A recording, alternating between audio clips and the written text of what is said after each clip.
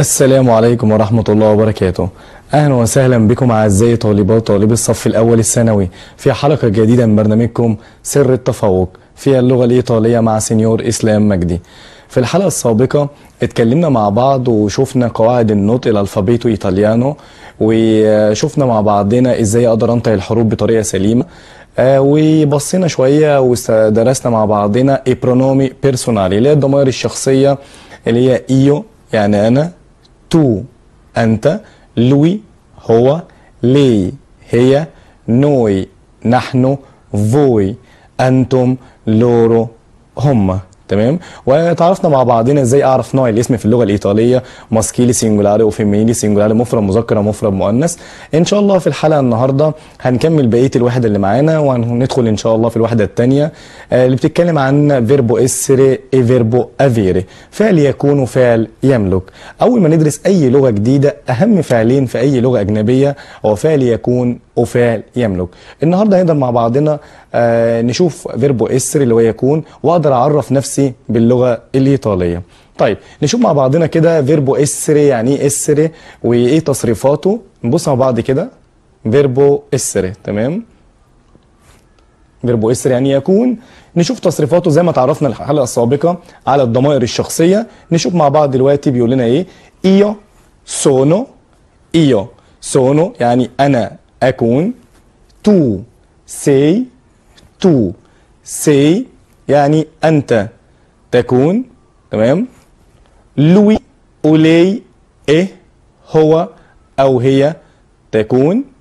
نوي سيامو، نوي سيامو نحن نكون. فوي سييتي، فوي سييتي أنتم أو أنتن تكونوا. لورو سونو، لورو سونو.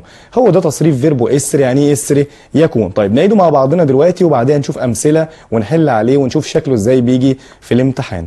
نعيد تاني مع بعض. ايو سونو، تو سي، لوي او لei è, noi siamo, voi siete, loro sono. زي ما احنا شايفين ان لوي ولي هو او هي لهم نفس التصريف فيربو اسري ايه، وزي ما انتم ملاحظين دلوقتي ان ايه عليها اتشنتو، علشان لو حرف الايه من غير اتشنتو هيجي بمعنى و.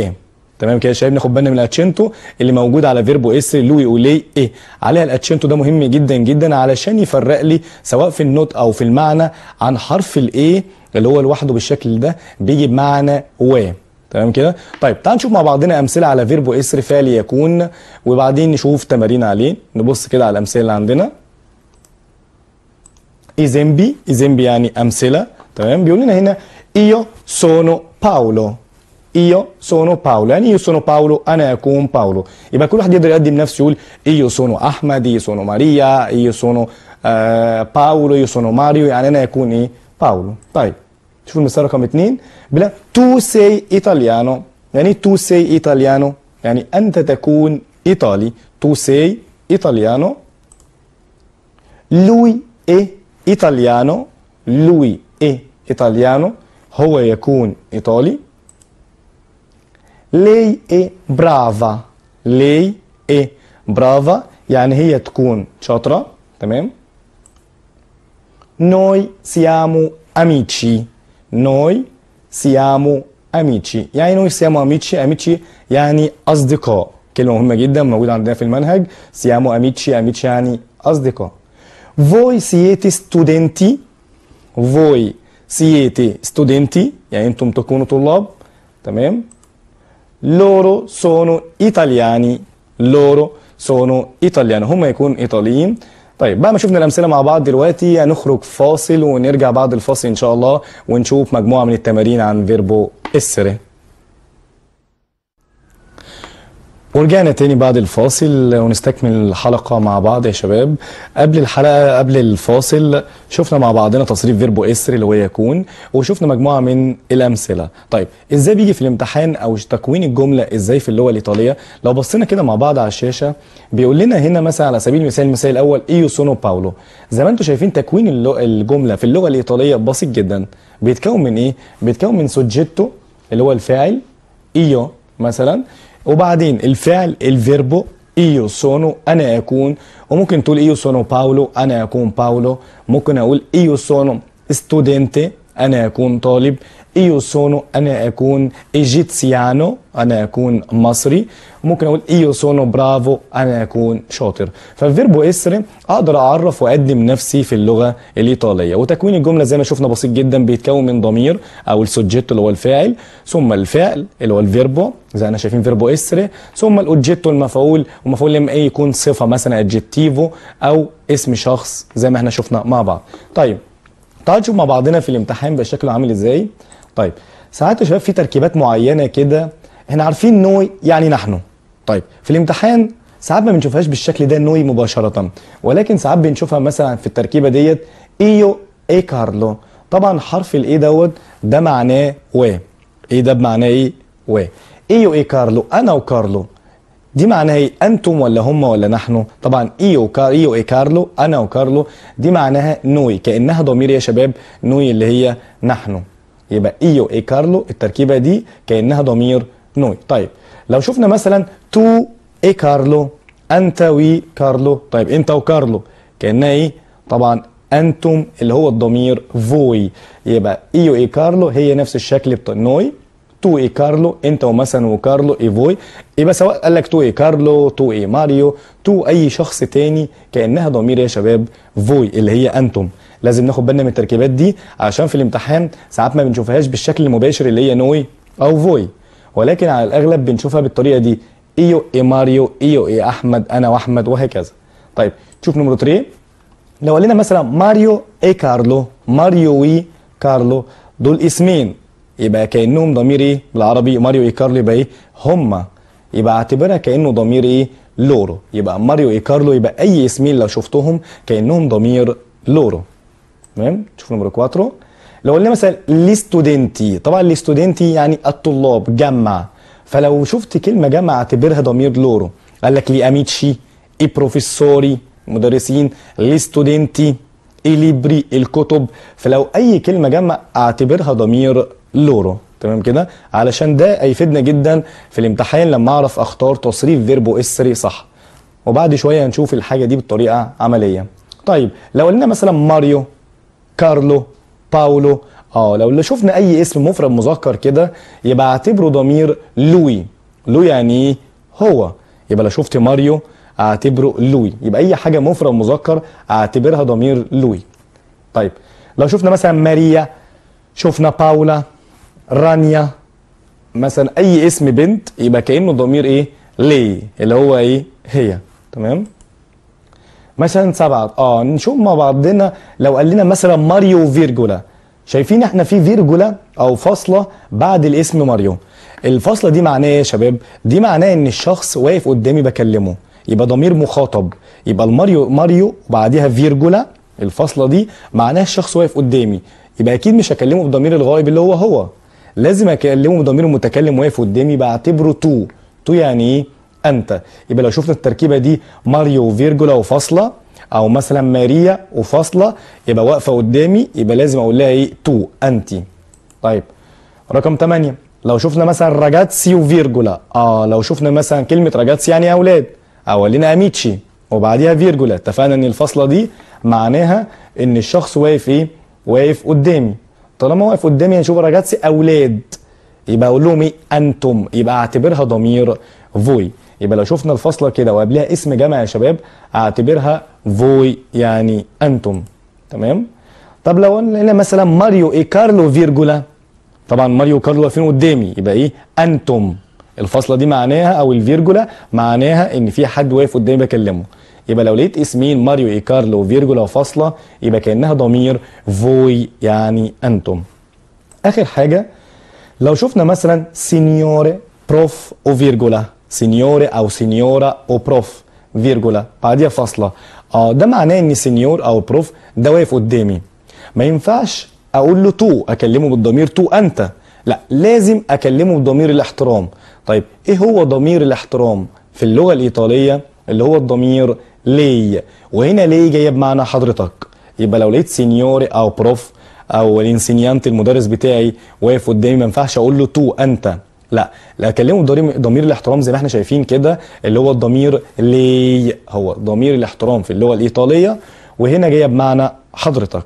تمام. طيب بعد ما شفنا التركيبات ديت وشفنا تصريف فيربو اسري، تعالوا نشوف مع بعضنا كده مجموعه من الازرشيتسي، مجموعه من التمارين على فيربو اسري. تمام. شوف اول سؤال عندنا بيقول لنا ايو بونتيني التو. يلا يا ترى ايو بتاخد سونو ولا سي ولا سيامو؟ تمام، لسه شايفينها مع بعض. ايو هتبقى ايو سونو. تمام كده، ايو سونو التو، طبعا التو بمعنى طويل. تمام. نوي، يا ترى نوي سييتي ولا سونو ولا سيامو؟ طبعا لسه شايفينها من شويه، نوي بتاخد ايه؟ تصريف سيامو، يبقى نوي سيامو اميتشي، نحن نكون اصدقاء. تمام. نشوف ماريو، طبعا شفنا التركيبه دي، ماريو سونو ولا ايه ولا سي؟ اتفقنا مع بعضنا ان ماريو اي حاجه مفرد مذكر اعتبره ضمير ايه؟ لوي، هو. فلوي بتاخد سونو ولا ايه ولا سي؟ طبعا تاخد ايه؟ يبقى ماريو ايه؟ ايطاليانو، ماريو يكون ايطالي. نمرو 4، لو قلنا مثلا سيلفيا اي ماتيو جنتيلي، طبعا سيلفيا وماتيو اسمين، جنتيلي يعني مهذبين، صفة عندنا بمعنى ايه؟ مهذب، جنتيلي. طيب سيلفيا اي ماتيو سونو سييتي سيامو. طيب لو في اي اسمين لسه شايفين مع بعضنا، ماريو اي كارلو، باولو اي ماريا، مثلا ندى اي ايه، يبقى اي اسمين يا شباب كانهم ضمير ايه؟ كانهم لورو، فاجري اختار سونو، يبقى سيلفيا اي ماتيو سونو جنتيلي. تمام. نمرو 4، تو اي كيارا ايطالياني، يا ترى سيامو سييتي سي؟ طبعا في بعض الطلبه المتسرعين اللي اول ما يشوفوا الضمير تو ما يكملوش بقيه الجمله ويجروا يختاروا الاختيار رقم 3 اللي هو سي، طبعا اختيار خاطئ. ليه؟ عشان اتفقنا التركيبه تو اي كيارا، يبقى انت وكيارا كانه ضمير ايه؟ كانها ضمير فوي، فينفع اختار فوي سي؟ لا، يبقى كانها فوي، فاجري اختار سيتي. تمام. يبقى بس ما نسرعش ونقرا الجمله كلها. نمرو سي، باولو وفيرجولا، شايفين الفيرجولا؟ حاطط تحتها خط عشان ناخد بالنا منها. ايطاليانو، باولو كده فيرجولا كده، باولو معناه اللي واقف قدامي، يبقى اقول له ايه؟ سونو ولا ايه ولا سي؟ طالما باولو فيرجولا، باولو فاصله، يبقى كانها ضمير تو، انت، يبقى تو بتاخد تصريف سي. باولو سي ايطاليانو، يا باولو انت ايطالي. تمام. نمرو 6 لنا راجاتسي وبعديها فيرجولا نوفي اسكولا. طيب راجاتسي طبعا معناها يا اولاد او يا تلاميذ، يا اولاد. سيتي سونو سيامو. طيب نرجع عند راجاتسي وفيرجولا، دي معناها ايه يا شباب؟ معناها ضمير فوي، انتم، يبقى فوي هنا بتاخد ايه؟ تاخد سيتي. راجاتسي سيتي نوفي اسكولا، طبعا نوفي يعني ايه؟ انتوا جداد في المدرسه، نوفو صفه عندنا بمعنى جديد، اسكولا سكولا اللي هي المدرسه. تمام. نمرو 8، لو قلنا ايو اي ماريو، انا وماريو اميتشي اصدقاء، ترى سيامو ولا ايه ولا سونو؟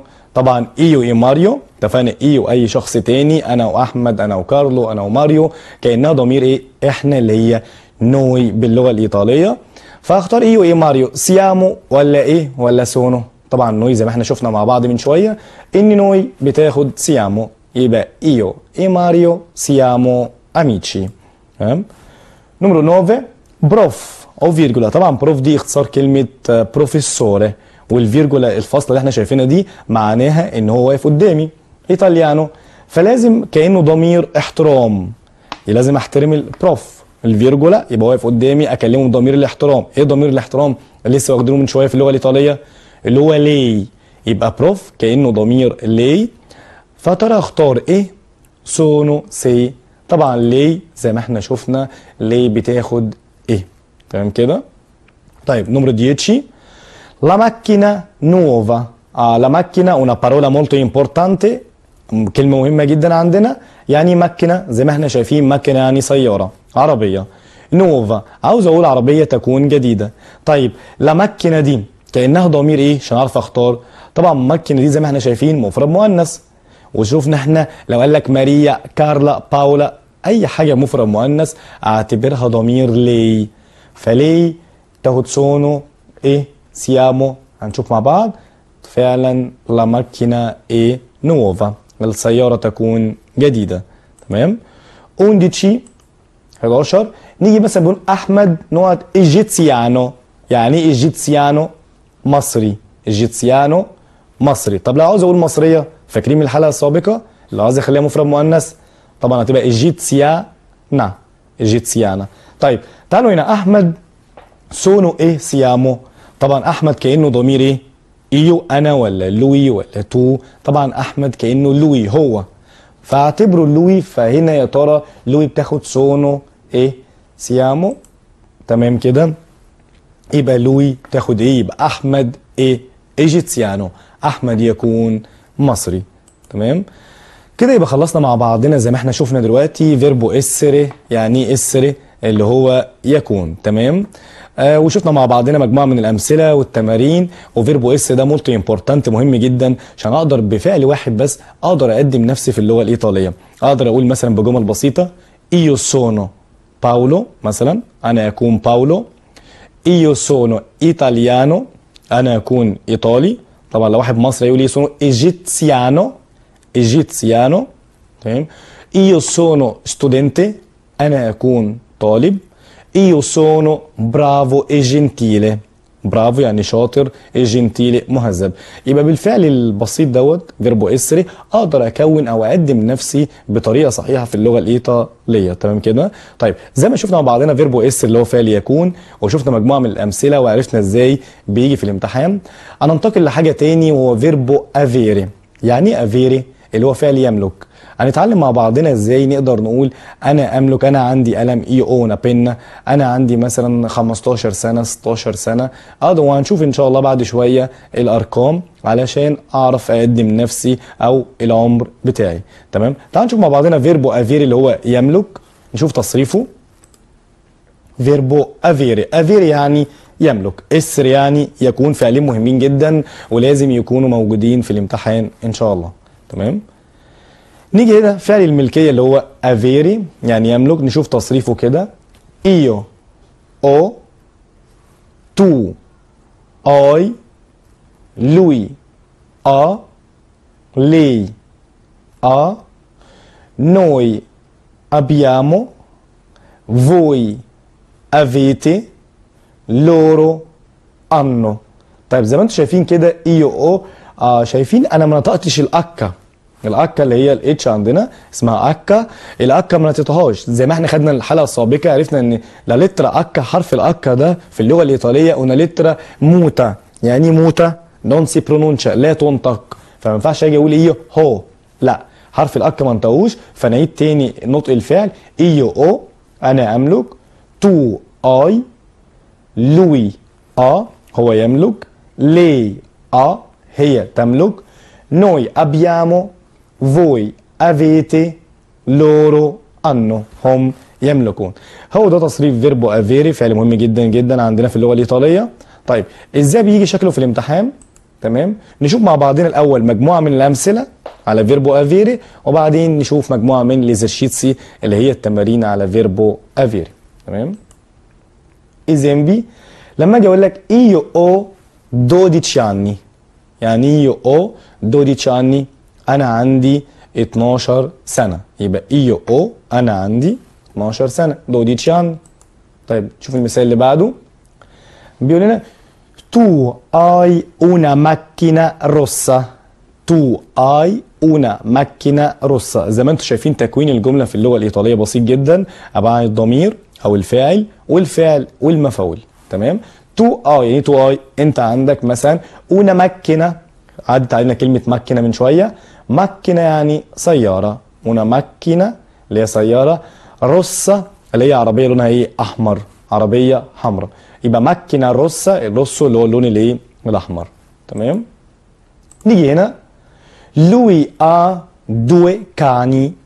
lui ha due cani يعني lui ha due cani يعني هو يملك كلبين. يبقى هو يملك، هو عنده كلبين. طبعا كاني زي ما احنا شايفين في الصوره موضحه لنا معنى الكلمه. كاني يعني كلبين. تمام. نيجي مثلا نشوف هنا lei ha un gatto. lei هي ha un gatto. يعني lei ha un gatto هي عندها او هي تملك un gatto زي احنا شايفين في الصورة. gatto يعني قطة تمام. وشوفنا من شوية كاني اللي هو كلب. نشوف هنا مع بعض noi abbiamo una bella casa. طبعا noi يعني نحن abbiamo نملك noi abbiamo احنا عندنا او نحن نملك una bella casa. cosa vuol dire bella؟ معنى bella ايه؟ bella بتيجي بمعنى جميلة او جميل. كازا بيت. كازا بيت. وشفناها في الحلقة السابقة كلمة كازا وقلت لكم ان حرف الاس fra due vocali لما يجي ما بين حرفين متحركين بيتنطق زيتا. يعني ما قلتهاش هنا كاسا، لا نطقتها كازا. ليه؟ عشان في اللغه الايطاليه زي ما قلت لكم ان حرف الاس لما اشوف اي كلمه ما بين حرفين متحركين ينطق زيتا. يبقى هنا نوي ابيامو اون بيلا كازا، نحن نملك بيت جميل. تمام. شوف هنا لورو انو اون كمبيوتر. تمام.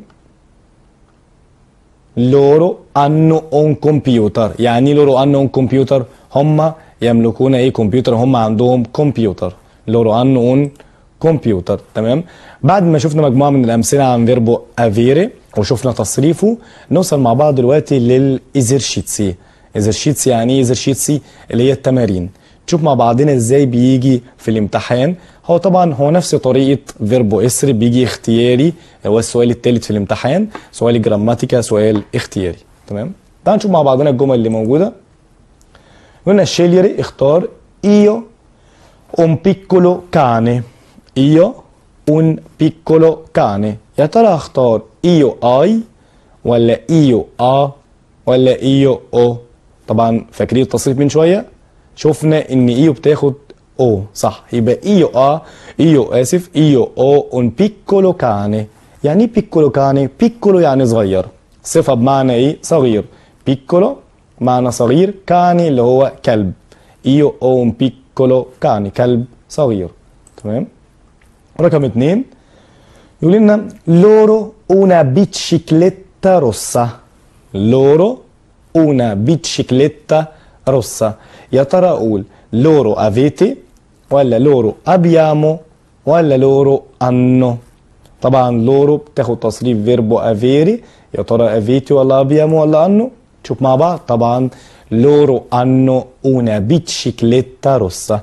cosa vuol dire معنى كلمة بيتشيكليتا؟ طبعا بيتشيكليتا اللي هي الايه؟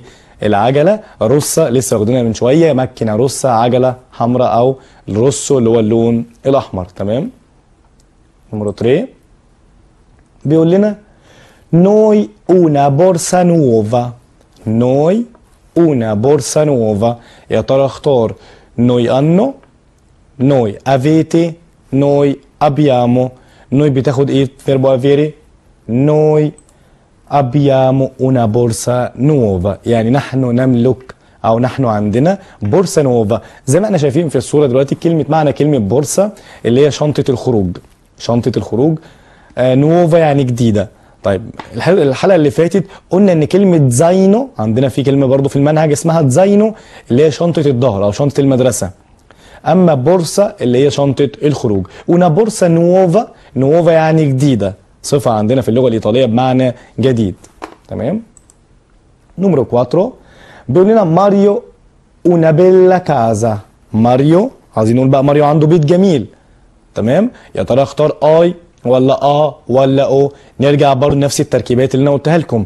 ماريو طبعا كانه ضميري انا ولا هو ولا هي ولا نحن. طبعا ماريو يبقى هو لوي. طيب لوي بتاخد اي ولا ولا او في تصريف الفعل يا فيري؟ طبعا ماريو عشان ماريو كانه ضمير لوي هو يبقى ماريو una bella casa. ماريو يملك بيت جميل. تمام. نمرو 5 بيقول لنا باولو اي دينو. باولو مين؟ باولو ودينو un bel gatto.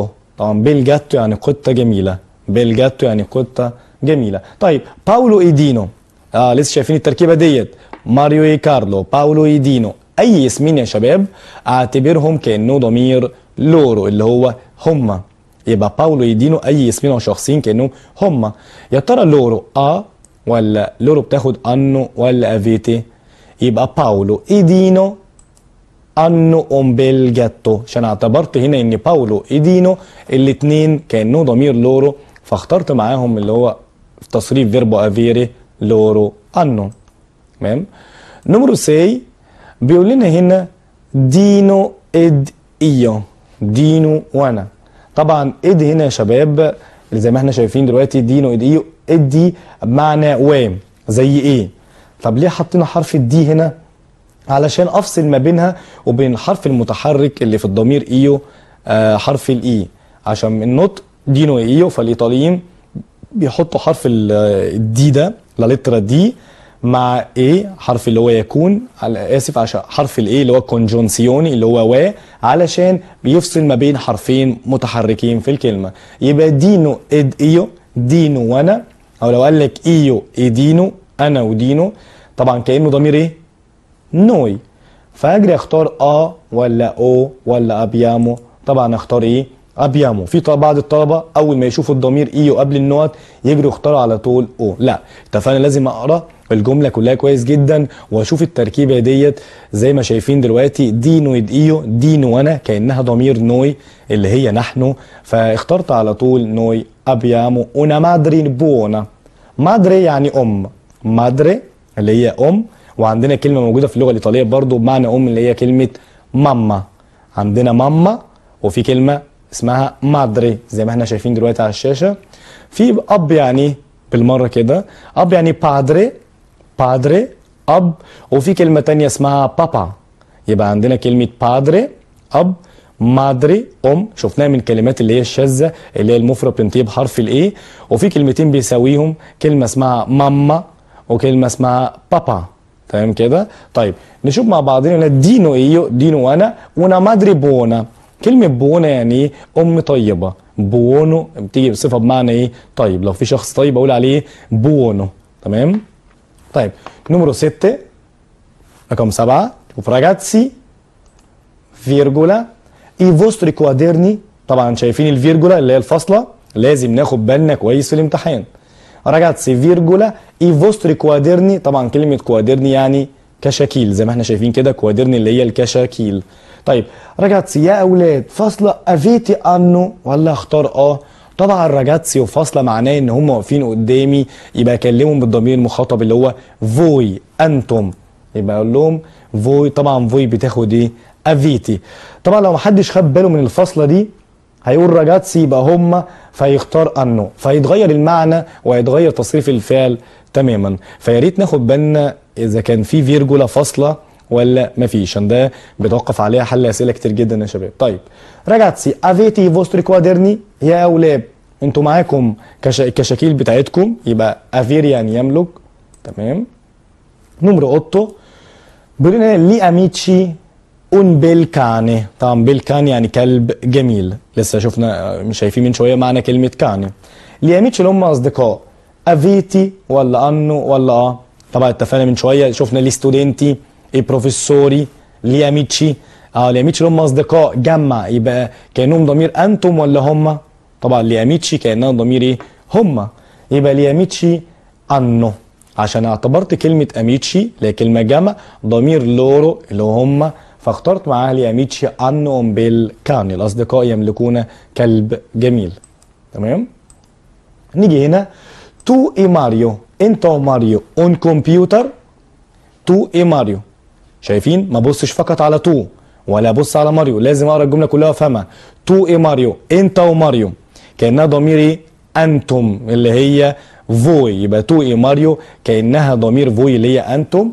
يا ترى فوي بتاخد افيتي، انو، ابيامو. طبعا تو اي ماريو افيتي اون بيلكو، افيتي اون كمبيوتر، انت وماريو عندكم ايه؟ كمبيوتر. تمام. نمرو 10 بيقول لنا البروفيسوري مولتي ليبري.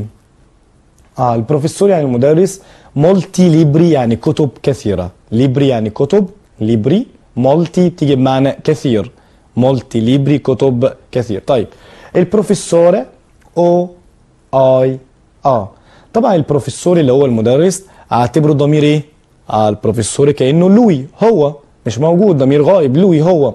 فيا ترى اختار مع البروفيسور اللي هو كأنه ضمير لوي او ولا اي ولا طبعا لوي بتاخد ايه يا شباب؟ لوي يبقى البروفيسور مولتي ليبري، عنده كتب ايه؟ كتب كثيرة. تمام. 11 شوف المثال اللي عندنا ده بيقول لنا جوليا تشيلولاري. جوليا تشيلولاري. طيب عايزين نقول جوليا عندها تليفون، طبعا كلمة تشيلولاري اللي هو الموبايل، وكلمة تشيلولاري شفناها الحلقة السابقة كلمات ماسكيلي سينجولاري، من الكلمات اللي هي المفرد المذكر الشاذ. ماسكيلي سينجولاري مفرد مذكر علشان بتنتهي بحرف الايه، فانا عارف ان الكلمه دي تشيلولاري مفرد مذكر. طبعا كلمه تشيلولاري بتساويها كلمه ثانيه في اللغه الايطاليه اسمها تليفونينو، يبقى الموبايل ممكن اقول عليه تشيلولاري او تليفونينو. طيب جوليا او اي جوليا هنا مفرد مؤنث، اعتبرناها كانها ايه؟ ضمير مفرد مؤنث جوليا. طبعا اي كلمه مفرد مؤنث اعتبرها الضمير لي اللي هي يبقى جوليا او ولا اي ولا طبعا جوليا هنشوف كده مع بعض. جوليا un cellulare، يعني جوليا un cellulare؟ جوليا تملك تليفون. تمام. زمان شفنا التركيبات بتاعت ايو اي ماريو تو اي كارلو، التركيبات دي مهمه جدا علشان دي هي على الاغلب اللي بنشوفها في الامتحان. تمام. نادرا لما يجيب الضمير بشكل مباشر ايو اونوي اوفوي. تمام. شوف الجمله اللي عندنا هنا بيقول لنا هنا سينيور وفيرجولا. طبعا احنا بنحل فيربو اسري، شفنا بروف وفاصله. سينيور وفيرجولا في فاصله بعديها. الليبرو دي ايطاليانو، حضرتك معاك الكتاب الايطالي، كتاب اللغه الايطاليه. طبعا سينيور وفاصله ده معناه ان السينيور او الاستاذ واقف قدامي، فلازم اكلمه بضمير الاحترام. طبعا ما ينفعش اكلمه بتو انت. ايه ضمير الاحترام في اللغه الايطاليه؟ لسه شايفينه من شويه، اللي هو الضمير لي. يبقى سينيور وفاصله او فيرجولا اعتبرها لي.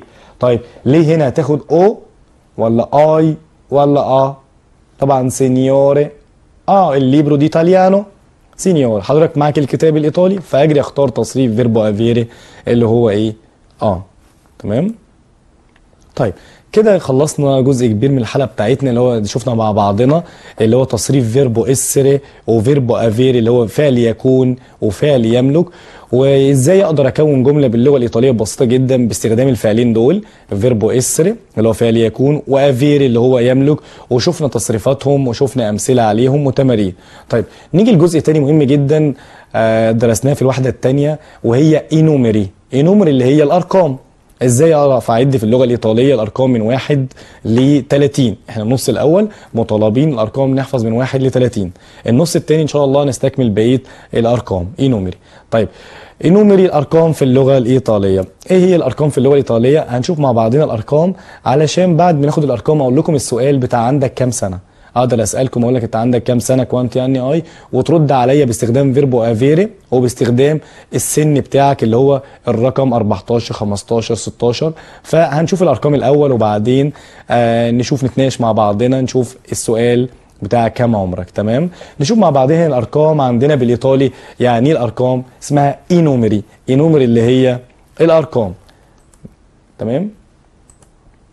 نشوف مع بعضنا الارقام هنا من 1 ل 10 الأول.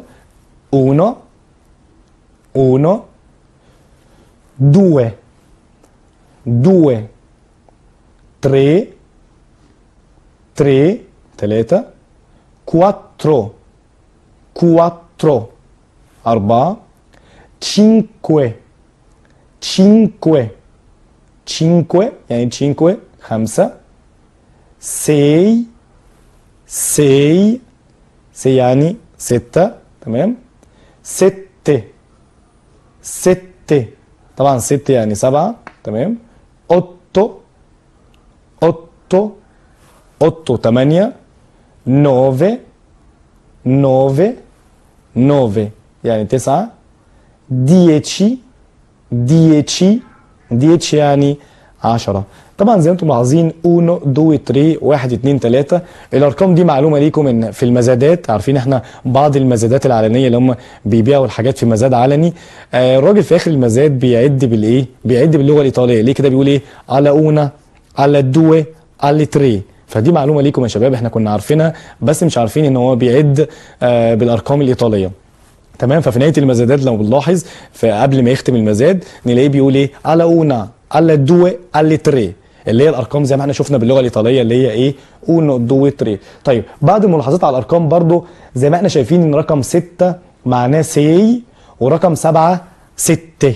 7 يعني ايه 6، علشان نظرا للتقارب ما بين اللغه العربيه حرف 6 مثلا عندنا 6، لا عندنا في اللغه الايطاليه 6 يعني 7، عشان في بعض الطلاب بيتلخبطوا اسالهم يعني ايه 6 يقولوا لي يعني 6، لا 6 يعني 7. فناخد بالنا من الايه عشان ما يحصلش بس كونفوزيوني، ما يحصلش لخبطه بس في الرقم 6.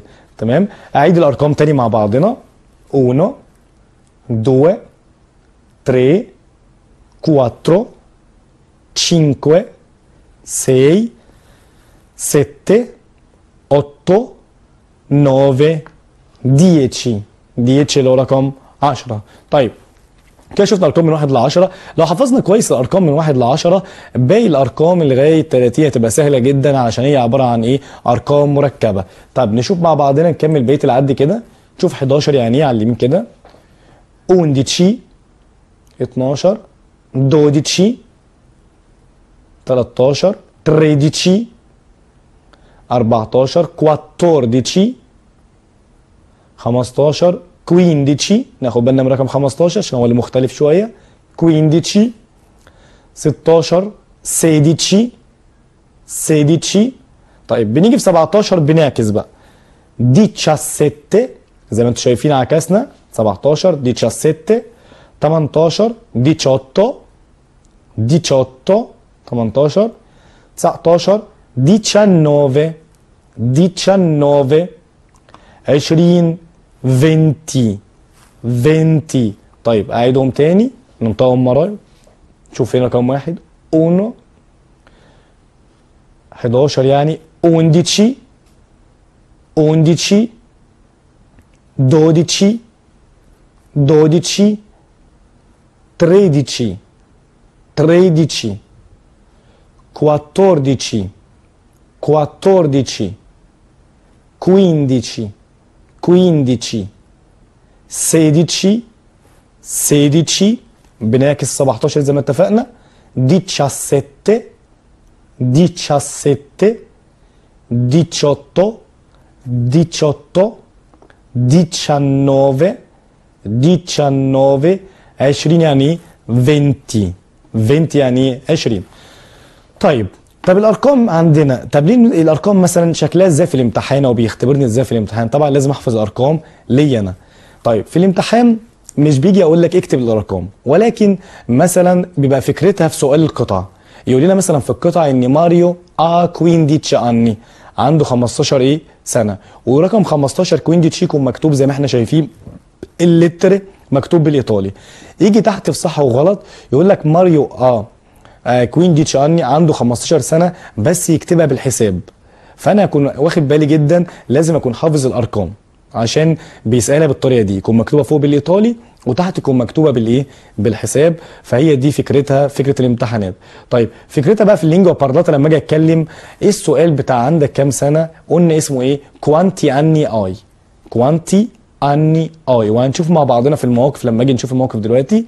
كوانتي اني اي يعني عندك كام سنه؟ عاوز اقول انا عندي 15 16 سنه، لسه واخدين حالا فيربو افيري اللي هو يملك، يبقى انا عندي يعني ايو او ايو او، وبعدين احط الرقم اللي انا شايفينه ايو او 15 انا عندي 15، ايو او 16 انا عندي 16 سنه حسب السن. يبقى تكوين الجمله بسيط جدا ايو او 15. يبقى زي ما احنا شفنا دلوقتي ان فيربو اسر وفيربو افيري اقدر اعرف نفسي. يعني دلوقتي اعمل مثال، دلوقتي هكون لكم جمله بالفعلين بس، هتكلم باللغه الايطاليه اقدم نفسي بالفعلين دول. اقول مثلا ايو سونو اسلام انا اكون اسلام، ايو سونو بروفيسوري انا اكون مدرس، ايو سونو ايجيتسيانو انا اكون مصري. مثلا ايو او 26 anni انا عندي 26 سنه 26. تمام. انت وهكذا تعرف تقدم نفسك بفيربو اسر وفيربو افيري. يعني الوحده عندنا او المنهج الايطالي يقدر يخليك مش فقط بس عشان امتحانات، ولكن اقدر اتكلم ايطالي بجمل بسيطه. يعني احنا هدفنا الاساسي في النص الاول من سنه اولى اللي انت تعرف تتكلم او تقدم نفسك بفعل اسر وفعل افير وجمل بسيطه. ولسه ان شاء الله لما ناخد الوحده الثالثه تصريفات الافعال هتعرف تكون جمل تقول ايو بارلو ايطاليانو هتكلم ايطالي، ايو ابيتو انا اسكن في مثلا اجيزه الكايرو. فاقدر ان شاء الله الكورس اللي موجود في الصف الاول الثانوي يؤهلك ان شاء الله انت تعرف نفسك في نهايه النص الاول. طيب نرجع نكمل مع بعضنا الارقام. زي ما احنا شفنا اخر رقم عندنا 20. طيب عاوز اعد اقول 21 22 وهكذا. نبص مع بعض او زي ما احنا شايفين اقول ايه 21 هو 21 اللي هو 21 تمام. 21 اللي هو ايه 21. زي ما انتم شايفين مع الرقم 21 حرف الاي بتاع 20 شلناه. ليه شلناه؟ علشان اونو بتبدا بحرف متحرك. فالايطاليين لما اقول 21 يبقى الاثنين ايه 21 هتبقى تقيله قوي في النطق، عشان كده الايطاليين بيشيلوا حرف متحرك. فزي ما احنا شايفين قال لنا 21. طيب 22 اللي هي 22 اللي هي 22. طيب 23 23 زي ما احنا شايفين نتري عليها 100. 24 24 25 25 26 اللي هي 26 27 26 28 28 زي ما احنا شايفين نفس الحركه اللي عملناها في 21 اللي احنا ابيامو تولتو لا لترا اي شلنا حرف الاي في 20 برضه شلنا حرف الاي مع 28. ليه؟ علشان رقم 8 ورقم 1 بيبداوا بحرف فوكالي متحرك، علشان كده شلنا الحرف الاي في الرقم 20 اللي هو 20. 28 اللي هو 28 29 اللي هو 29 29. طيب 30 يعني ايه 30 اللي هو رقم كام 30. تمام كده يا شباب. طيب كده السيتواسيوني. نيجي في حاجه تاني اللي هي اسمها سيتواسيوني اللي هي المواقف. النهارده تلخيص الحلقه كلها اللي احنا خدناها درسنا فيربو اسري فيربو افيري وشفنا مع بعضنا ليه سيتواسيون اللي هي المفروض شفنا مع بعضنا اينومري اللي هي الارقام. سيتواسيون ان شاء الله المواقف هنبقى نبدا بيها الحلقه القادمه. هناخد ان شاء الله ندرس مع بعضنا المواقف، هنشوف ايه اهم المواقف اللي عندنا. وسؤال المواقف مهم جدا، سؤال المواقف عندنا مهم جدا ليه هو تاني سؤال في الامتحان وعباره عن اختياري. وبغض النظر عن الامتحان سؤال المواقف بيفيدنا اللي انا اقدر ازاي اكلم شخص. اقدر اقول له مثلا كوميتي كيامي كي مثلا عن النوم الاسم كومستاي كما عمرك كومستاي كيف حالك. اقول له كوانتي اني اي كما عمرك. فيبقى في اسئله مهمه جدا تفيدنا في اللينجوا بارلاتا في لغه الكلام. تمام. النهارده نظرا لوقت البرنامج فاحنا كده تلخيص الحلقه كلها غطينا مع بعض فيربو اسر فعل يكون ونراجع مع بعضنا تصريفه io sono tu sei lui lei è noi siamo voi siete loro sono. وشفنا مع بعضنا مجموعه من التمارين والامثله. واخر فعل درسناه مع بعضنا اللي هو فيربو افيري. يعني ايه افيري؟ يملك. طيب ايه هو تصريفه نفتكره مع بعضنا؟ io ho tu hai lui lei ha noi abbiamo voi avete loro hanno اللي هم ايه هم يملكون. وراجعنا مع بعضنا وشفنا ازاي الارقام في اللغه الايطاليه اقدر اعد من 1 ل 30 واحنا مطالبين نص الاول بس نعد من 1 ل 30. الترم الثاني ان شاء الله هنبقى نستكمل باقي الارقام. تمام. في نهايه الحلقه اتمنى تكونوا استفدتوا بالمعلومات فيربو اسر وافيري المعلومات البسيطه عن فعل يكون وفعل يملك. وان شاء الله اشوفكم في حلقه قادمه مع برنامجكم سر التفوق في ماده اللغه الايطاليه. Arrivederci. Ciao.